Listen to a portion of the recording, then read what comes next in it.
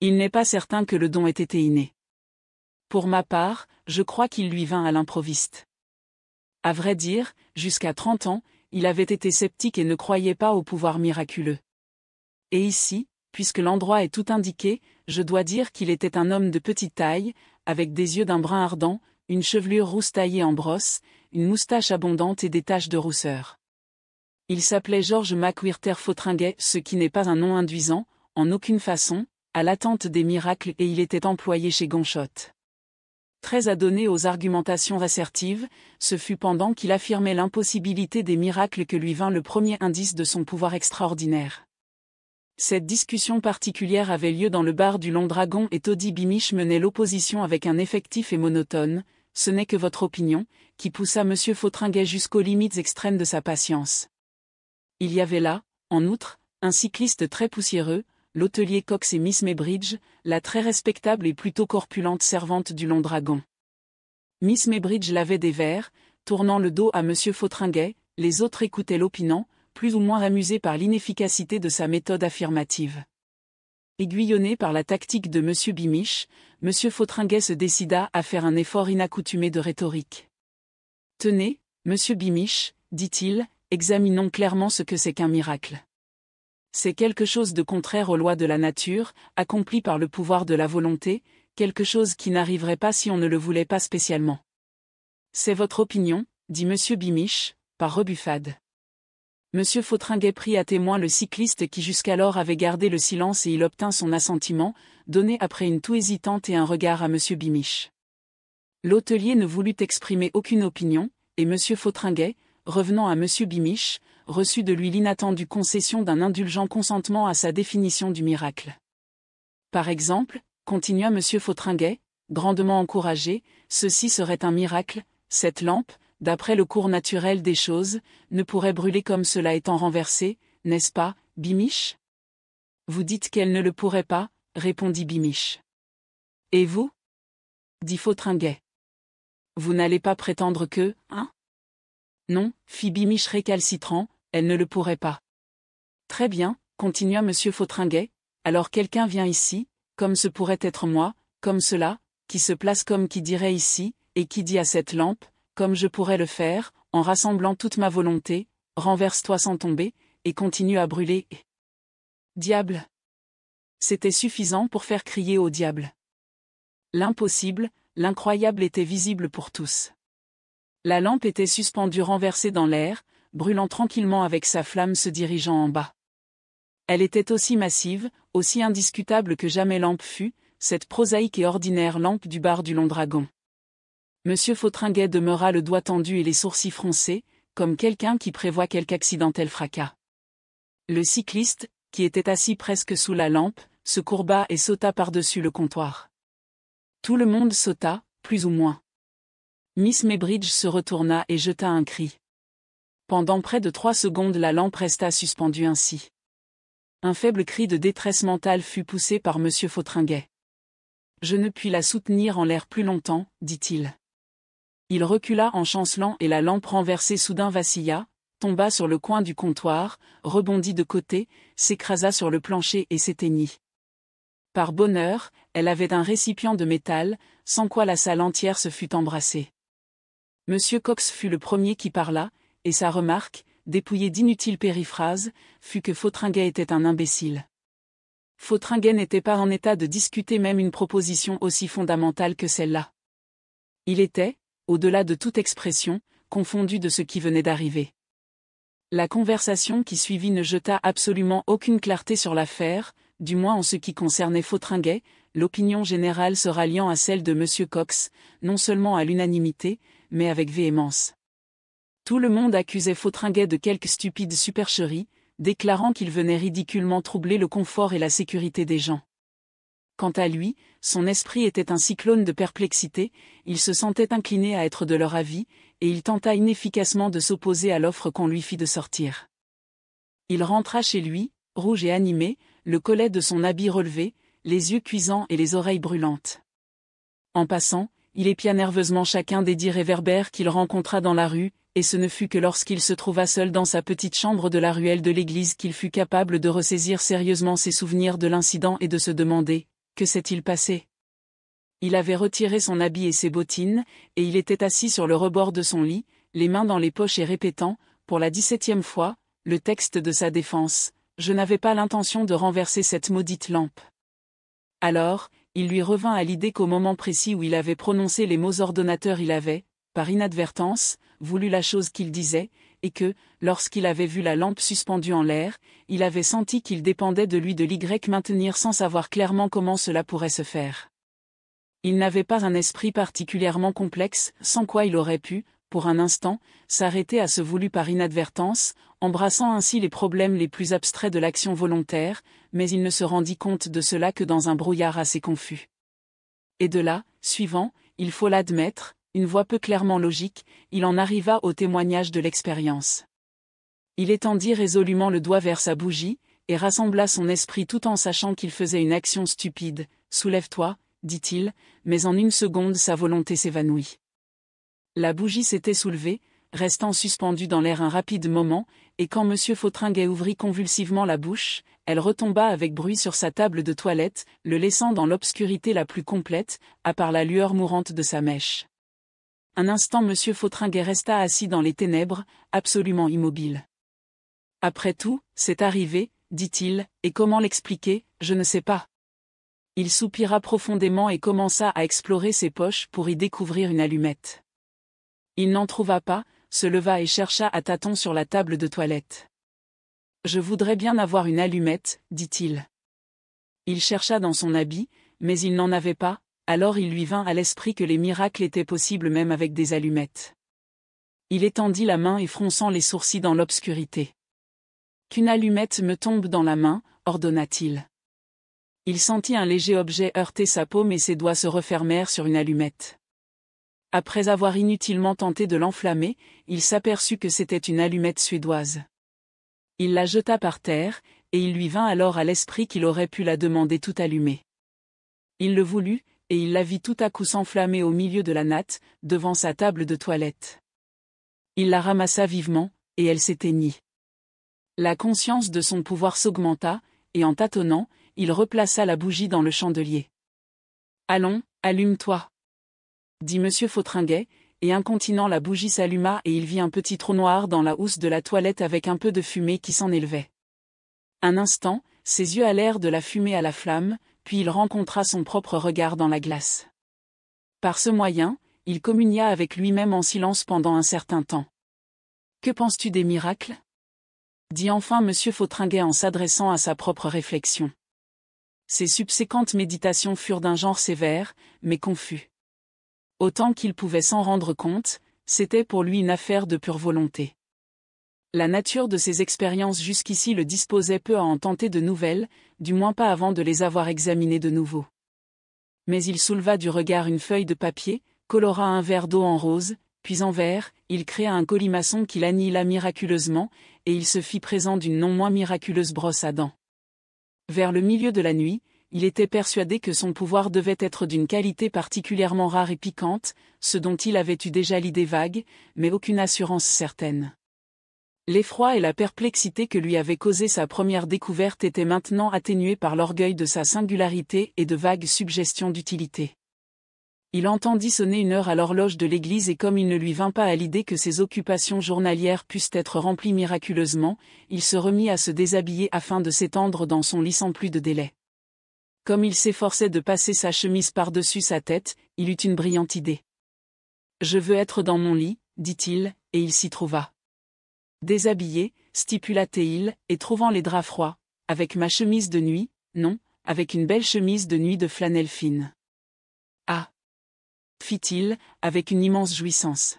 « Et maintenant que je m'endorme confortablement. » Il s'éveilla à l'heure habituelle, et resta pensif pendant tout le déjeuner, se demandant si ses expériences de la nuit précédente n'étaient pas tout simplement un rêve d'une particulière vivacité. À la fin, il se résolut à de prudentes expériences. Par exemple, il eut 3 œufs pour son déjeuner, 2 que l'hôtesse lui apporta, bons sans doute, mais non de première fraîcheur, et l'autre était un délicieux œuf d'oie tout frais pondu, cuit et servi par son pouvoir extraordinaire. Il se rendit en hâte à son bureau, dans un état de surexcitation profonde, mais soigneusement contenu, et il ne se rappela le troisième œuf que lorsque l'hôtesse lui parla de la coquille le soir. De toute la journée il ne put rien faire à cause de cette nouvelle et surprenante puissance qu'il se connaissait, mais cela ne lui causa aucun ennui parce qu'il rattrapa miraculeusement le temps perdu, dans les 10 dernières minutes. À mesure que la journée s'avançait, son état d'esprit passa de la surprise à l'exaltation, encore que les circonstances de sa sortie du Long Dragon fussent encore désagréables au souvenir, et une version tronquée du fait étant parvenue à ses collègues amena quelques plaisanteries. Il était évident qu'il lui fallait beaucoup de prudence en soulevant des objets fragiles, mais autrement son don lui promettait de plus en plus de jouissance à mesure qu'il y pensait. Il se proposait, entre autres choses, d'augmenter ses biens personnels par de modestes actes de création. Il appela à l'existence une paire de splendides boutons de manchette en diamant, et les annihila vivement en apercevant le fils de son patron qui traversait la salle, se dirigeant vers son bureau. Il eut peur que le jeune homme ne se demandât comment ils étaient venus en sa possession. Il se rendit parfaitement compte que ce don exigeait, pour s'exercer, des précautions et de la vigilance, mais, autant qu'il pouvait en juger, les difficultés qu'il lui faudrait surmonter avant d'en être bien maître n'étaient pas plus grandes que celles qu'il lui avait déjà fallu affronter pour apprendre à monter à bicyclette. Ce fut cette analogie peut-être, tout autant que le sentiment qu'il serait malvenu au Long Dragon, qui l'entraîna après le dîner dans la petite rue déserte derrière l'usine à gaz, pour y répéter en particulier quelques miracles. Il y eut probablement dans ses tentatives un certain manque d'originalité, car, à part son pouvoir volontaire, M. Fotheringuet n'était pas un homme très exceptionnel. Le miracle de la verge de Moïse lui revint à l'esprit, mais la nuit était sombre et peu favorable à l'apprivoisement de grands serpents miraculeux. Alors il se rappela l'histoire de Tannhäuser qu'il avait lue au verso du programme des concerts philharmoniques. Cela lui parut singulièrement attrayant et inoffensif. Il enfonça sa canne dans le gazon qui bordait le sentier et lui commanda de fleurir. L'air fut immédiatement embaumé de la senteur des roses, et avec une allumette qui l'enflamma, il vit de ses yeux que ce superbe miracle était réellement accompli. Sa satisfaction fut interrompue par un bruit de pas qui s'avançait. Effrayé d'une découverte prématurée de son pouvoir, il dit rapidement à la canne fleurie, « Va-t'en », ce qui signifiait selon lui, « Redeviens canne », mais il était très ému. La canne recula avec une vitesse considérable, et immédiatement vint un cri de colère avec un gros mot prononcé par la personne qui approchait. « À qui jetez-vous des bâtons, espèce d'imbécile » cria une voix. « Je l'ai reçu en plein dans les jambes. »« J'en suis fâché, mon vieux, » répondit M. Fotheringuet, et comprenant alors la nature fâcheuse de son explication, il se mit à se friser nerveusement la moustache, lorsqu'il vit s'avancer Winch, l'un des 3 agents de police d'Imring. « Qu'est-ce que vous dites » demanda l'agent. « Tiens. C'est vous, mais oui, c'est vous qui avez cassé la lampe du Long Dragon. »« Je ne dis rien, rien du tout, » balbutia M. Fotheringuet. « Pourquoi lancez-vous des bâtons dans les jambes des gens, alors ?»« Oh. C'est assommant, » protesta M. Fotheringuet. « Je crois bien que c'est assommant. Ne savez-vous pas que des coups de bâton font mal ? Pourquoi en lancez-vous, hein ?» Pour le moment, M. Fotheringuet était bien en peine de dire pourquoi il l'avait fait. Son silence parut irriter M. Winch. « Vous avez attaqué la police, jeune homme, c'est cela que vous avez fait. »« Écoutez, M. Winch, » implora M. Fotheringuet ennuyé et confus, « je suis bien fâché. Le fait est que... » Quoi ? Il ne sut inventer autre chose que la vérité. Je faisais un miracle. Il essaya de dire la chose d'une façon dégagée mais quoi qu'il fît il ne put y réussir. Vous faisiez un. Allons. Ne dites pas de bêtises. Faire un miracle. Eh bien, vrai. Un miracle. En voilà une bien bonne. Mais tout le monde sait que vous ne croyez pas au miracle. Le fait est que ce doit être là encore une de vos stupides supercheries de sorcier, voilà ce que c'est. Maintenant, nous allons. Mais M. Fotheringuet ne sut jamais ce qui M. Winch voulait lui dire. Il se rendit compte qu'il avait livré son précieux secret qu'il l'avait jeté à tous les vents du ciel. Un violent accès d'irritation le poussa à agir. Il se retourna vivement et furieusement vers l'agent de police. « J'en ai assez de tout cela, vous dis-je. Je vais vous montrer un de mes stupides tours de sorcier, attendez. Allez au diable. Vite, allez. » Il resta seul. Monsieur Vautringuet n'accomplit aucun autre miracle cette nuit-là et il ne s'inquiéta pas non plus de ce que devenait sa canne fleurie. Il rentra aussitôt en ville, et plein d'un tranquille étonnement, regagna sa chambre. Seigneur, pensait-il, c'est un puissant don, un don extrêmement puissant. Je n'avais pas l'intention d'en faire pareil usage, non réellement. Je me demande comment peut bien être l'enfer. Il s'assit sur le rebord du lit pour retirer ses bottines. Subitement frappé d'une heureuse idée, il transféra l'agent de police à San Francisco, et sans plus intervenir dans les causes normales, il se mit sagement au lit. La nuit, il rêva de la colère de Winch. Le lendemain, Monsieur Vautringuet apprit 2 intéressantes nouvelles. Quelqu'un avait planté un très beau rosier grimpant contre le mur de la propriété de Monsieur Gonchot-Aîné, et l'on devait draguer la rivière jusqu'au moulin pour retrouver l'agent Winch. Toute cette journée, Monsieur Vautringuet resta distrait et pensif, il ne fit aucun miracle, non plus que le jour suivant, excepté l'envoi de quelques provisions à Winch, et l'achèvement de son ouvrage avec une ponctualité parfaite, en dépit du bourdonnement de pensées qui assourdissait son esprit. L'extraordinaire détachement et la douceur de ses manières furent remarqués par diverses personnes qui l'en plaisantèrent. Pour la plupart du temps, il pensait à Winch. Le dimanche soir, il alla à la chapelle, et assez étrangement, M. Médigue, le clergyman, qui s'intéressait quelque peu aux choses occultes, prêcha sur les choses qui ne sont pas légitimement permises. M. Vautringuet n'était pas un paroissien très régulier, mais son système de scepticisme affirmatif auquel il a été déjà fait allusion, se trouvait maintenant rudement ébranlé. Le développement du sermon jeta une lumière entièrement nouvelle sur ses dons récents et il se décida brusquement à consulter M. Médigue à l'issue du service. Aussitôt qu'il fut bien déterminé, il se demanda avec étonnement pourquoi l'idée ne lui en était pas venue plus tôt. M. Médigue, homme maigre et nerveux, avec un long cou et de longues mains, se trouva grandement flatté par la demande d'une conversation privée à lui faite par un jeune homme dont l'indifférence en matière religieuse était un sujet de scandale pour toute la ville. Après quelques nécessaires délais, il le conduisit dans le cabinet de travail du presbytère, qui était contigu à la chapelle, l'installa dans un siège confortable et debout devant un feu riant et ses jambes projetaient sur le mur opposé l'ombre d'une arche rhodienne, il invita M. Vautringuet à exposer le sujet de sa visite. D'abord, M. Vautringuet fut un peu décontenancé et il éprouva quelques difficultés à entrer en matière. Vous me croirez avec peine, M. Médigue, j'en ai peur, et ainsi de suite pendant quelque temps. À la fin, il tenta une question et demanda à M. Médigue ce qu'il pensait des miracles. M. Médigue disait encore, « Eh bien ?» d'un ton fort entendu, lorsque M. Vautringuet l'interrompit. « Vous ne croyez pas, je suppose, qu'une personne d'une condition fort ordinaire, comme moi, par exemple, qui serait assise dans ce fauteuil maintenant, pourrait avoir en elle-même une espèce de secret pouvoir qui la rendrait capable de faire des choses par le moyen de sa seule volonté ? C'est possible, dit M. Médigue, il y a des choses de ce genre qui sont possibles. Si vous me permettiez de me servir librement de quelqu'un des objets qui sont ici, je crois que je pourrais vous prouver la chose par expérience. Prenons, par exemple, ce pot à tabac.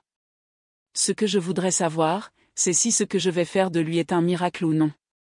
Accordez-moi un instant, Monsieur Médigue, je vous prie. Il fronça les sourcils, étendit la main vers le pot de tabac et dit. Devient un vase de violettes. Le pot à tabac fit ce qu'on lui commandait. Monsieur Médigue sursauta violemment devant le changement et son regard erra un moment du thaumaturge au vase. Il ne pouvait dire un mot. Soudain, il s'aventura à se pencher sur la table et à sentir les violettes. Elles étaient fraîchement cueillies et fort belles. Puis il considéra avec ébahissement Monsieur Vautringuet. « Comment avez-vous fait cela ?» demanda-t-il. Monsieur Vautringuet se tortilla la moustache. « Je l'ai ordonné, et voilà. » Est-ce là un miracle, ou de la magie noire, ou quoi? Que pensez-vous qu'il y ait en moi?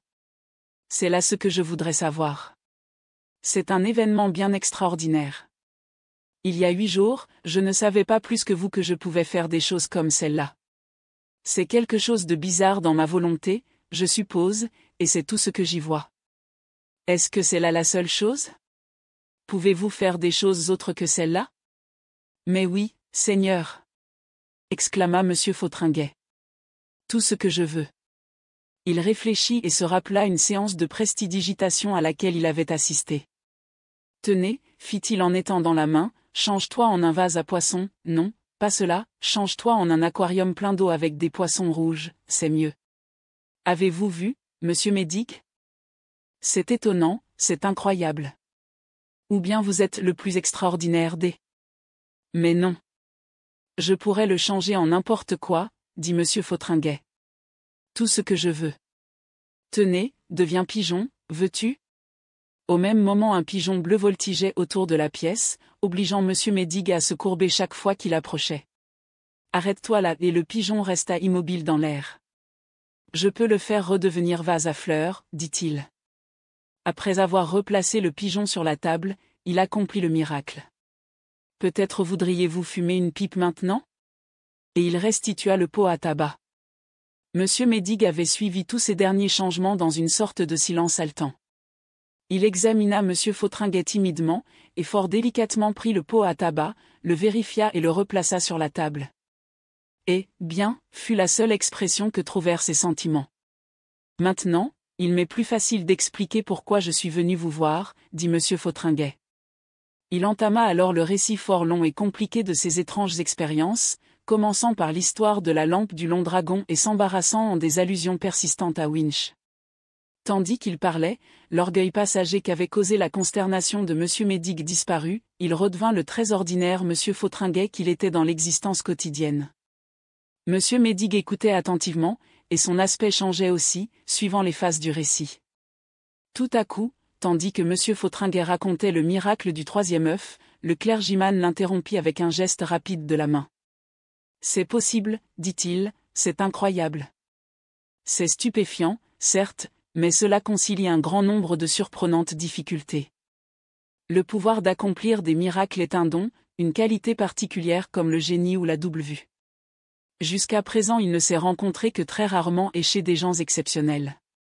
Mais dans ce cas, j'ai toujours été surpris des miracles de Mahomet et de ceux des yogis et de ceux de Madame Blavatsky, c'est bien naturel, n'est-ce pas? Oui, c'est simplement un don. Et cela corrobore si merveilleusement les arguments de ce grand penseur et la voix de monsieur Médic fit une révérence, sa grâce le duc d'Argile. Ici, nous sondons quelques lois plus profondes que les lois de la nature. Oui, oui. Continuez. Continuez. Monsieur Fotheringuet se remit à conter sa mésaventure avec Winch, et monsieur Médic, qui n'était plus ni intimidé ni effrayé, commença à secouer ses jambes dans tous les sens et à interjecter son étonnement. C'est ce qui me troublait le plus, continuait monsieur Fotheringuet, c'est pour cela surtout que j'ai immédiatement besoin d'un conseil. Sans doute, il est à San Francisco, n'importe où que soit San Francisco, mais naturellement c'est fâcheux pour tous les deux, comme vous allez voir, monsieur Médic. Je ne m'imagine pas comment il peut comprendre ce qui est arrivé, il est probable qu'il est effrayé et exaspéré d'une façon épouvantable, et qu'il cherche à me retrouver. Très probablement il ne cesse de se mettre en route pour revenir ici, mais je le ramène à son point de départ par un miracle, de temps en temps, quand j'y pense.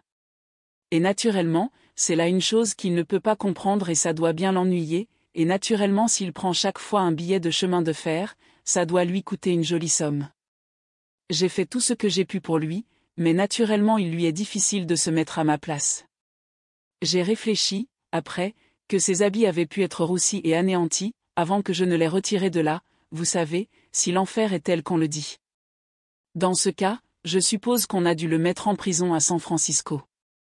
Naturellement, j'ai voulu qu'il ait sur lui un nouvel uniforme aussitôt que j'ai pensé à cela. Mais vous voyez, je suis déjà dans une situation diablement embarrassée. Monsieur Médic paraissait sérieux. Je vois bien que vous êtes dans l'embarras.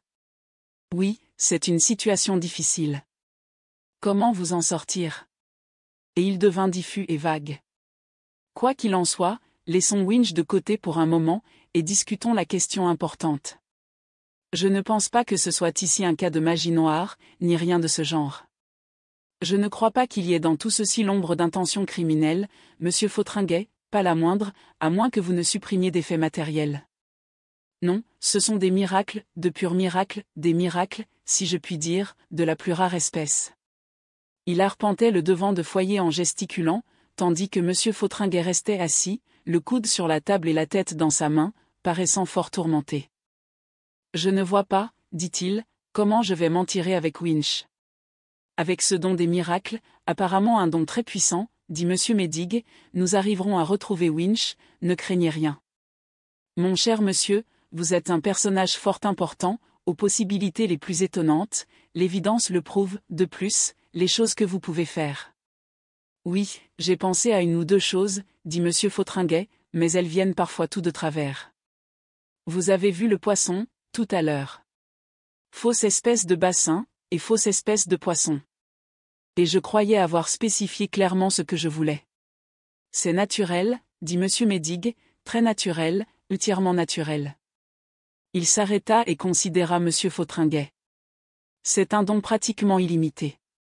Mettons votre pouvoir à l'épreuve, par exemple. S'il existe réellement. S'il est réellement ce qu'il paraît être. Et si incroyable que cela paraisse, dans le cabinet de travail du presbytère de la Congregational Chapel, dans la soirée du dimanche 10 novembre 1896, M. Fauntringuet, inspiré et dirigé par M. Médigue, se mit à accomplir des miracles. L'attention du lecteur est spécialement et instamment appelée sur la date. Il objectera, s'il ne l'a fait déjà, que certains points dans cette histoire sont improbables, que si des faits de ce genre s'étaient en vérité produits, on en aurait parlé, à l'époque, dans tous les journaux. Il lui paraîtra particulièrement difficile d'accepter les détails qui suivent, parce qu'entre autres choses il comporte la conclusion que lui ou elle, le lecteur ou la lectrice en question, durent périr d'une façon violente et sans précédent dans cette mémorable soirée. Dans le cours subséquent du récit, tout cela deviendra parfaitement clair et croyable, comme tout lecteur intelligent et raisonnable l'admettra.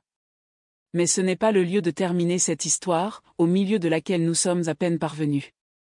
D'abord, les miracles accomplis par M. Fauntringuet ne furent que de timides petits miracles, avec les petits objets et les bibelots de la pièce, aussi faibles que les miracles des théosophes, et malgré cela reçus avec une crainte respectueuse par son collaborateur. Pour lui, il aurait préféré en finir sur le champ avec l'affaire Winch. Mais M. Médigue ne le lui permit pas.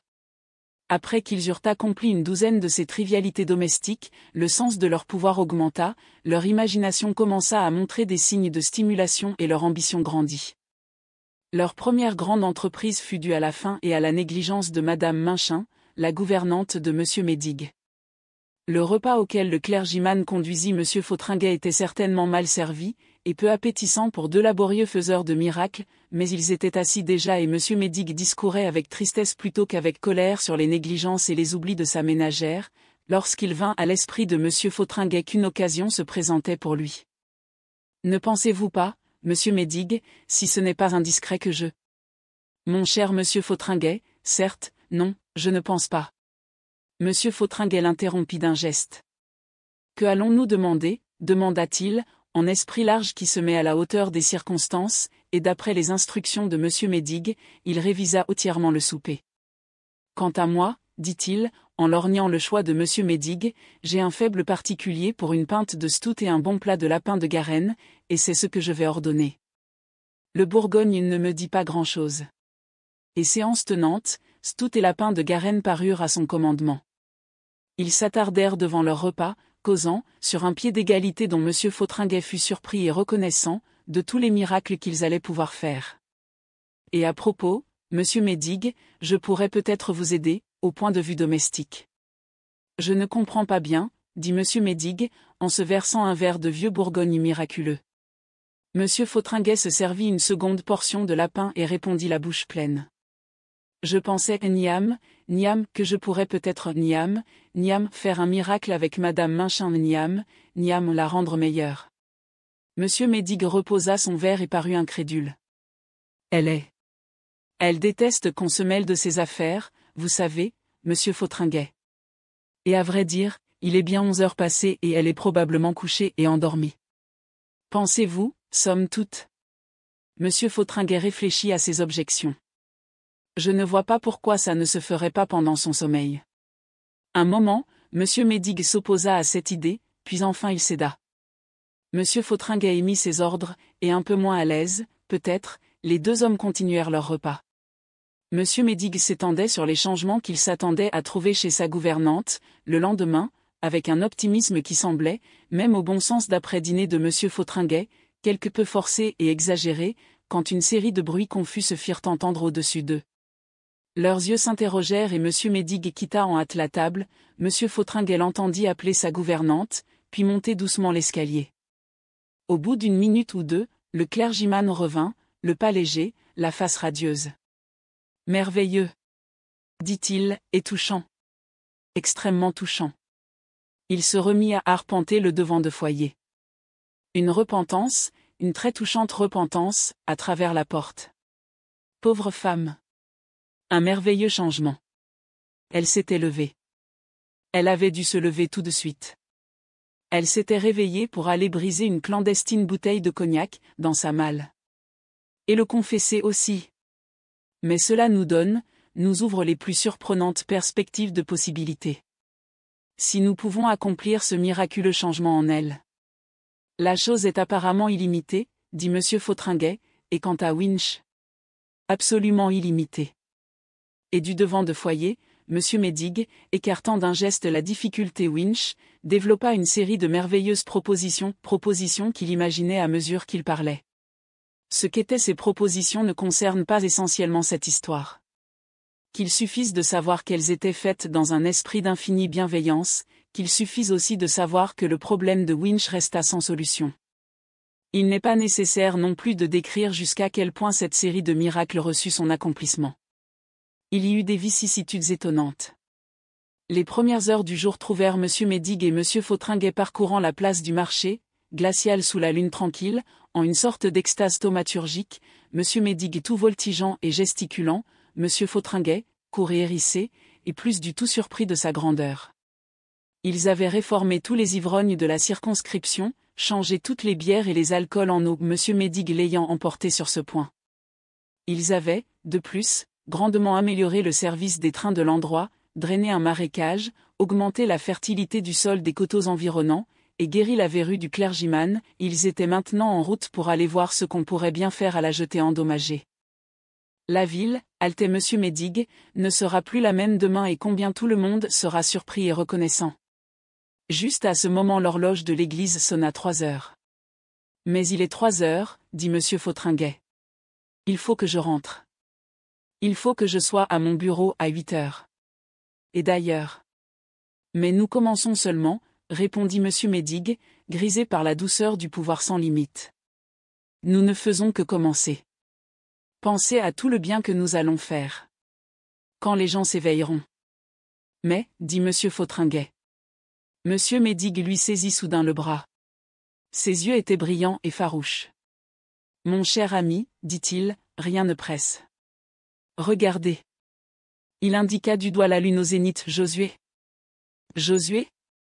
Questionna M. Fautrengay. Josué. Répéta M. Médigue.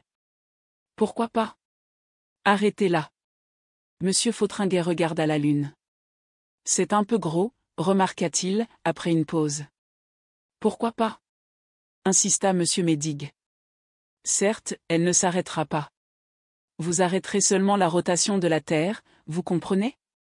Le temps s'arrête. Ce n'est pas comme si nous faisions du mal. Fit M. Fautrengay. Eh bien. Il soupira, je vais essayer. Allons. Il boutonna sa jaquette et s'adressant au globe habitable en assumant tout ce qu'il put de confiance en son pouvoir. Arrête-toi de tourner, veux-tu? Immédiatement, il s'envola, la tête par-dessus les talons, à travers l'air, avec une vitesse de 12 de milles à la minute. En dépit des innombrables cercles qu'il décrivait par seconde, il pensa, car la pensée est merveilleuse, parfois aussi lente que du goudron qui coule, quelquefois aussi instantanée que la lumière. En 1 seconde, il pensa et voulut. Que je me retrouve à terre sain et sauf. Quoi qu'il arrive, que je sois à terre sain et sauf. Il était grandement temps, car ses habits, échauffés par la vitesse de sa course à travers les airs, commençaient déjà à flamber. Il se trouva à terre après un choc impétueux, mais nullement endommageant, sur quelque chose qui paraissait être un monticule de terre fraîchement remuée. Une masse énorme de métal et de maçonnerie, qui ressemblait extraordinairement à la tour de l'horloge de la place du marché, toucha terre auprès de lui, ricocha par-dessus lui, et s'enfuit, comme une bombe qui éclate, en pierre, briques et plâtras. Une vache tourbillonnante se heurta à l'un des plus gros blocs et s'écrasa comme un œuf. C'était un fracas qui faisait ressembler tous les plus violents fracas sa vie passée au bruit de la poussière qui tombe, et qui fut suivi par une gamme descendante de moindres fracas. Un vent puissant mugissait dans l'air et sur la terre, si bien qu'il pouvait à peine lever la tête pour regarder. Pendant un certain temps, il fut trop essoufflé et trop étonné pour voir même où il se trouvait et ce qui était arrivé. Son premier mouvement fut de tâter sa tête, et de s'assurer que ses cheveux couchés par le vent étaient bien les siens. « Seigneur !» balbutia Monsieur Fotheringuet, empêché d'articuler par la rafale, j'ai eu une secousse. Qu'est-ce qui ne va plus? Un ouragan et le tonnerre, et il n'y a qu'un instant, une nuit superbe. C'est Médigue qui m'a fait faire quelques bêtises. Quel vent! Si je continue à jouer avec ça, je suis sûr de quelque terrible accident. Où est Médigue? Dans quel maudit gâchis tout se trouve? Il regarda tout autour de lui, autant que les pans voltigeants de sa jaquette le permettaient. L'apparence des choses était réellement étrange. En tout cas, le ciel est en place, se dit Monsieur Fotheringuet, il n'y a guère que cela qui soit en place. Et même là il semble se préparer quelque abominable rafale. Mais voici la lune, là, au-dessus de ma tête, juste au même endroit que tout à l'heure, brillante comme le plein jour. Quant au reste. Où est la ville? Où sont toutes choses? Et qui diable fait souffler ce vent-là? Je n'avais pas commandé de vent. Monsieur Fotheringuet fit de grands efforts pour se remettre sur ses pieds, mais en vain, et en désespoir de cause, il resta à quatre pattes, bien cramponné. Il surveillait le paysage éclairé par la lune, du côté où allait le vent, avec les pans de sa jaquette claquant par-dessus sa tête. Sérieusement, il y a quelque chose qui ne va pas. Mais ce que ce peut bien être, bonté du ciel, qui peut me le dire? De tous côtés, rien n'était visible dans la blanche clarté qui éclairait le brouillard de poussière entraîné par la rafale hurlante, seul, s'apercevait vaguement de croulantes masses de terre et des monceaux de ruines chaotiques, ni arbres, ni maisons, ni formes familières, seule une immense étendue bouleversée s'évanouissant enfin sous les colonnes et les nuages tourbillonnants, les éclairs et les roulements de tonnerre d'une tempête qui croissait violemment.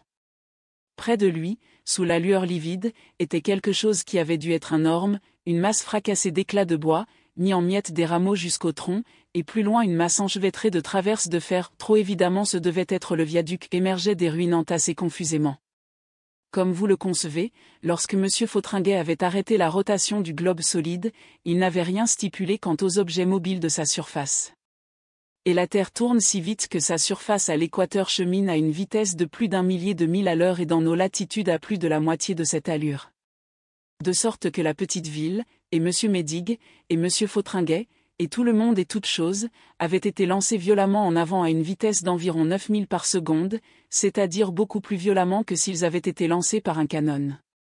Et tous les êtres humains, et toutes les créatures vivantes, toutes les maisons, tous les arbres, le monde entier, tel que nous le connaissons, avaient été lancés ainsi, bouleversés et entièrement détruits, tout simplement. De tout cela, naturellement, Monsieur Fotheringuet ne se rendait pas exactement compte. Mais il comprit que son miracle avait été raté, et alors lui vint un grand dégoût des miracles. Il se trouvait maintenant dans l'obscurité, car les nuages s'étaient rassemblés et cachaient par intervalles la face de la lune, et l'air était plein de grêlons s'entrechoquant et tourbillonnant. Un grand mugissement de vent et d'eau remplissait le ciel et la terre, et abritant ses yeux de sa main, il put apercevoir, à travers la poussière et la grêle, une immense muraille d'eau qui s'avançait vers lui. « Médigue !» hurla la voix de Monsieur Fotheringuet, étouffée par le tumulte des éléments. « Au secours ! Médigue ! Arrêtez !» cria-t-il aux eaux qui accouraient. « Oh ! Pour l'amour de Dieu, arrêtez !» Paix, un instant, dit-il au tonnerre et aux éclairs. Arrêtez un petit instant que je reprenne mes esprits. Et maintenant que vais-je faire? Que faut-il faire? Mon Dieu! Que je voudrais que Médigue fût là. J'y suis. Se dit-il. Nous allons tout remettre en place, pour l'amour de Dieu, cette fois-ci. Il resta à quatre pattes, tête baissée contre le vent, occupé tout entier à remettre les choses en ordre.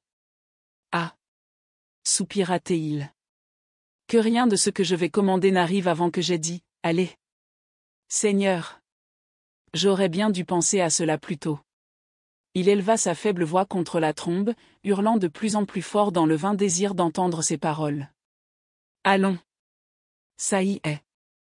Attention à ce que je vais commander, maintenant. Avant toute chose, quand tout ce que j'ai à dire sera fait, que je perde mon pouvoir miraculeux, que ma volonté devienne comme la volonté de tout le monde, et que tous ces dangereux miracles finissent. J'en ai assez. J'aime mieux ne plus en faire. C'est toujours autant, et c'est la première chose. Et voici la seconde, que je retourne au moment juste où les miracles vont commencer. Que toutes choses redeviennent comme elles étaient juste avant que cette bienheureuse lampe se renverse. C'est une rude besogne, mais c'est la dernière. Est-ce bien compris? Plus de miracles, toutes choses comme elles étaient, et moi dans le bar du Long Dragon, juste avant de boire ma demi-pinte. C'est bien cela? Oui. Il enfonça ses doigts dans la terre, ferma les yeux et dit. Allez. Tout redevint parfaitement tranquille. Il se sentit de nouveau debout. C'est vous qui le dites, prononçait une voix. Il ouvrit les yeux. Il se trouvait dans le bar du Long Dragon, discutant sur les miracles avec Toddy Beamish. Il eut la vague sensation, qui s'évanouit aussitôt, de quelque grand événement oublié.